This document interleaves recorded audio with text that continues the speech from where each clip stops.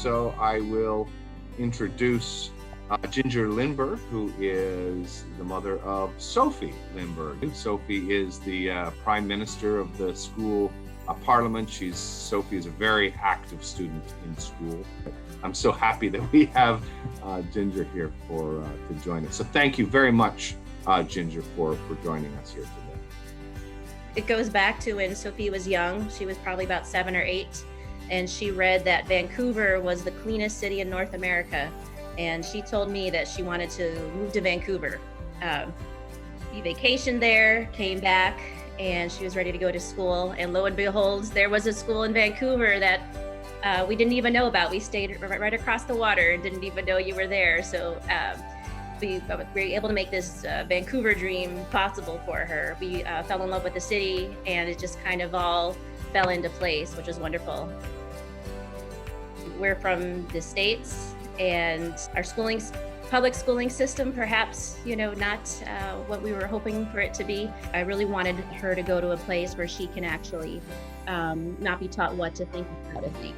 And I feel, especially this year, she has some fantastic instructors that have a university background, and they are really challenging her, and she loves it, because she's always been concerned about what's my grades, what did I get on the test, and now she's learning how to think more critically, and that's just going to open up all kinds of worlds of opportunities for her.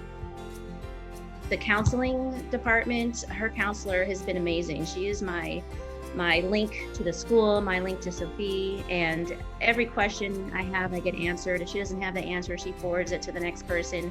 Speaking with Mr. Gooby and Mr. Neeson and Mr. Hallis, I've not had those conversations with staff at other schools that she's attended. Yeah, communication is key, especially when you're thousands of miles or kilometers away.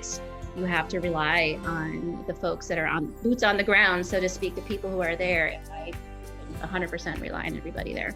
Right. They become surrogate parents. And while I wish I was the one that she could go to for a lot of, some of these things, sometimes it's hard because I'm not physically there. But I have trusted her with the staff at Bodwell, and they've been great about just, having these students work through their typical, teen problems. When I left her in September, when I dropped her off, I took her a photo, and she embodied that confidence, independence. I've got this, I'm going to succeed. She was dressed for success, so she exuded it from her energy. And yeah, I can't give that to her here. It's from Bodwell. So she came in wanting to be a fashion designer, and within a few months, she said she wanted to go into public policy. And then a few months later, she said she wanted to go into international policy and diplomacy.